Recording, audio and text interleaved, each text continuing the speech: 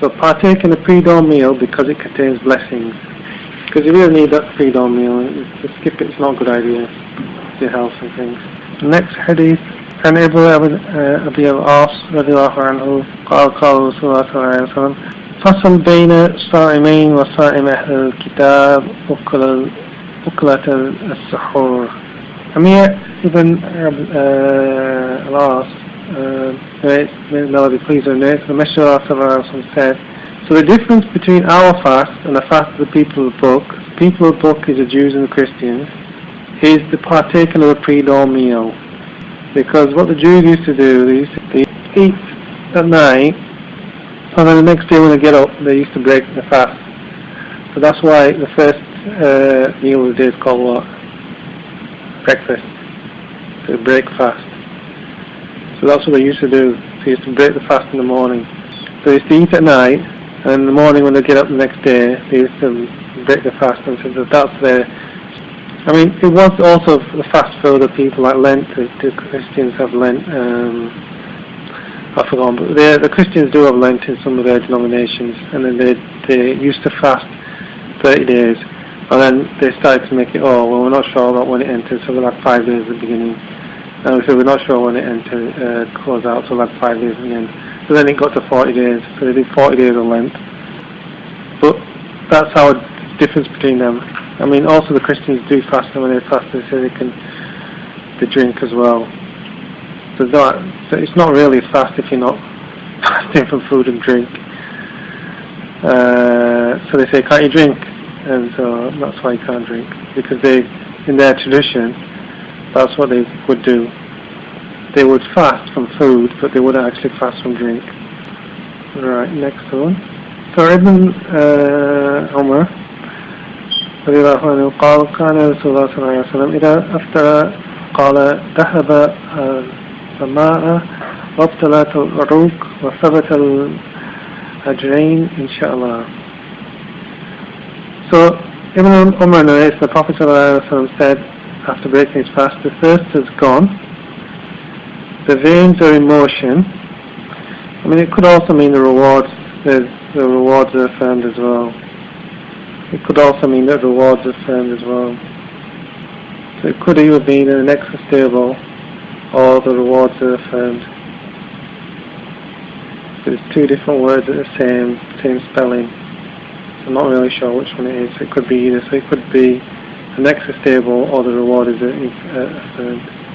Alright, so next hadith. So next hadith, أبو هريرة رضي الله عنه قال رسول الله صلى الله عليه وسلم قال الله تعالى أحب عبدي إلى أجلهم قطرا وهو الترمذي. So Abu Hurairah narrates the Messenger of Allah صلى الله عليه وسلم said, so this is Hadith Qudsi, so this is when the Prophet صلى الله عليه وسلم has seen Allah say something in a dream and he just told the people. So it's not like Quran, but it's just like what the Prophet has seen or the Allah says in it. It seems Allah says something in a dream and then he tells us about it. Abu Hurairah narrates the Messenger of Allah said that Allah said, the most beloved servants break their fast hastily. So it means that as soon as the times come in, you can break your fast quickly. It's not that you don't delay it. So as soon as the fast opens, the time has come to open it, then you break your fast straight away. So you don't delay it with cooking or... Because now the fast is open, so it's actually acts of worship to actually break that fast now. Because now the time is it's open, so you can benefit from the fast. So the next hadith tells us what we could potentially break fast. Now we did actually explain the other hadith that we did, which was water, dates, or some milk, I think it was, wasn't it?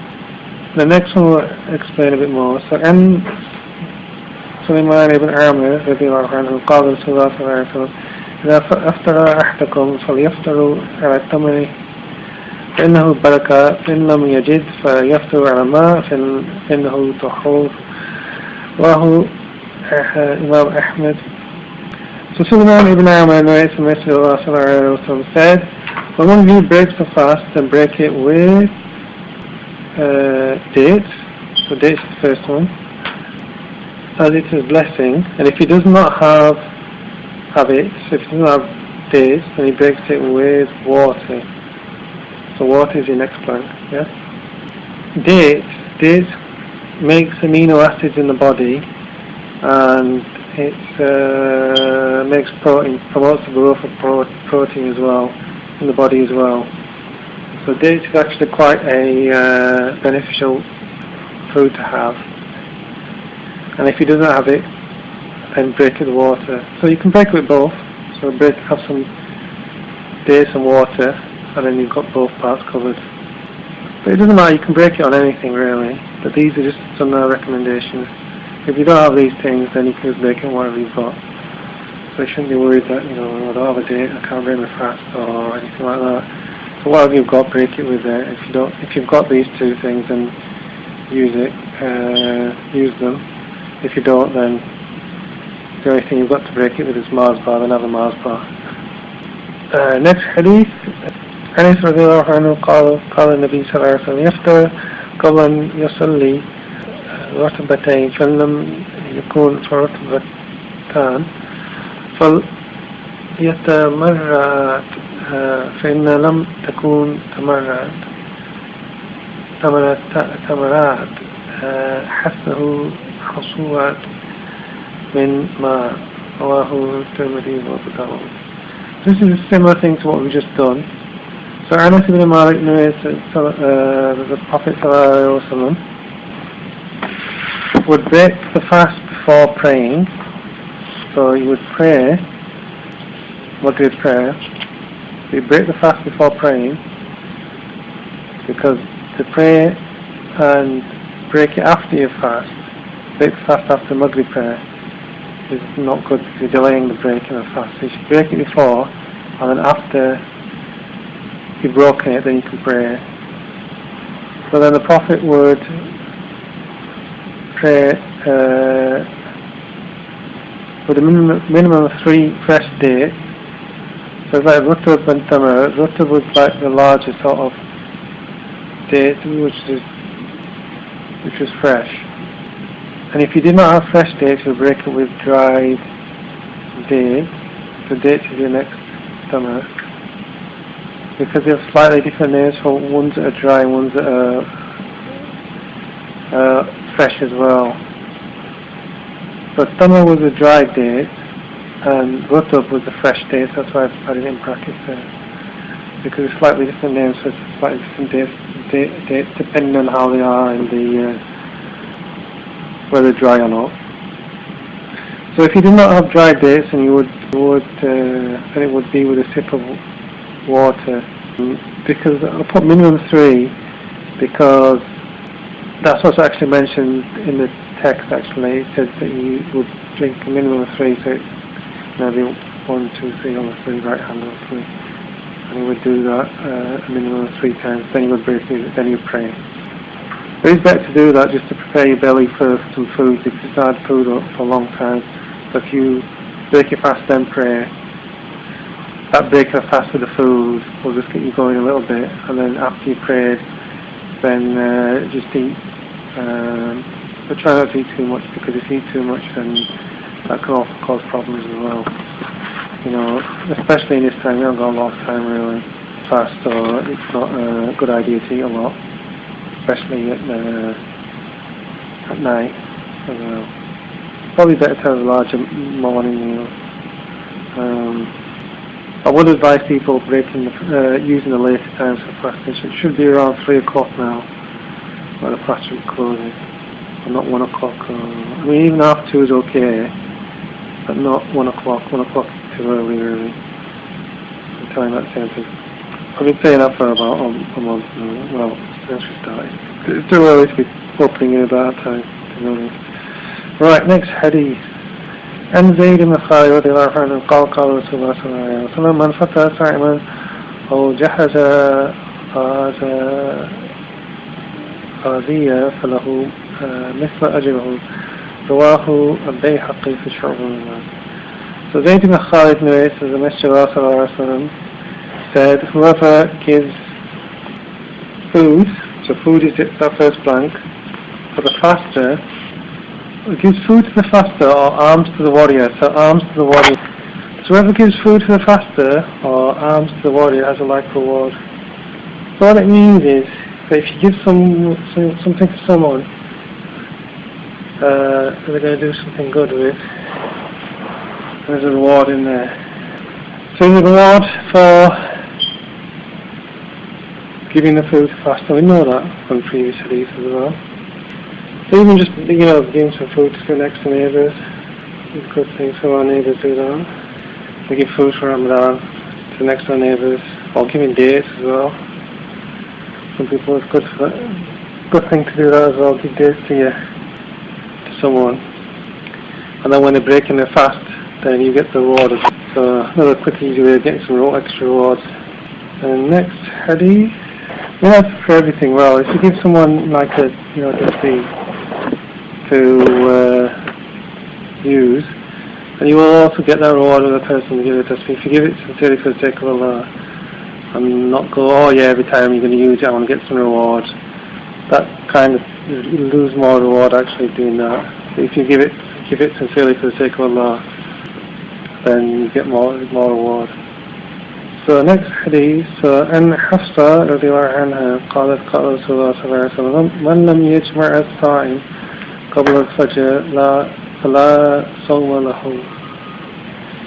So Hafsa, who was one of the wives of the Prophet reports the Messenger of Allah said, whoever does not intend to fast before Fajr has no fast. So there's a few disagreements about this hadith actually, because there's another hadith that the Prophet was at maybe midday, maybe about 11 o'clock or something like that, maybe 10 or 11 o'clock. Then the Prophet said that he was fasting at that time.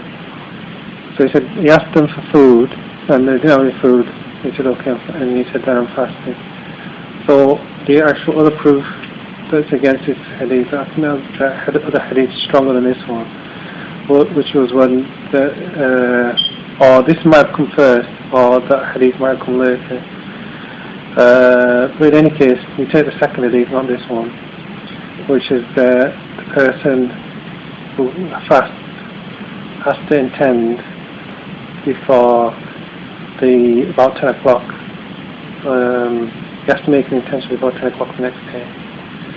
So say for example I'm going to fast tomorrow in Ramadan and I haven't made any intention. If I've set my alarm clock, that's enough of intention. Right? That's enough of intention. In the other schools it's a bit different as well, because in the Shafi school you have to make it up in the night, so you have to make an intention for the night before. But the Hanafis, as long as you just even set your alarm clock, for example, then that shows you had an intention to fast. So you don't have to go, okay, I make the intention to fast tomorrow. You don't have to say that, you don't have to do anything. But you just have to say, okay, you don't have to say anything actually, you just make the intention to fast. And you consider du'as as well. There's du'as for the intention to fast. So even if you wake up for Fairy time, and you have no intention to fast, and then you make an intention then to fast that day, that's fine. So as long as it's before about 10 o'clock, that's fine. But this could also be about Nafil fast as well. Nafil fast, you have to make it before the night before. So Nafil fast, you have to make the intention the night before. Sorry, is that clear? I've just thrown a lot at you. Is that clear? If I want to fast tomorrow, for example, I can either set my alarm clock or just say, okay, I'm going to fast tomorrow. I don't have to say anything. It's just, action of the heart, or okay, I'm going to fast tomorrow, and then that's it, that's my intention done. Or up until 10 o'clock the next day. So even if if I don't make the intention now, and then I get up for say early, and then I say, okay, I'm going to fast today.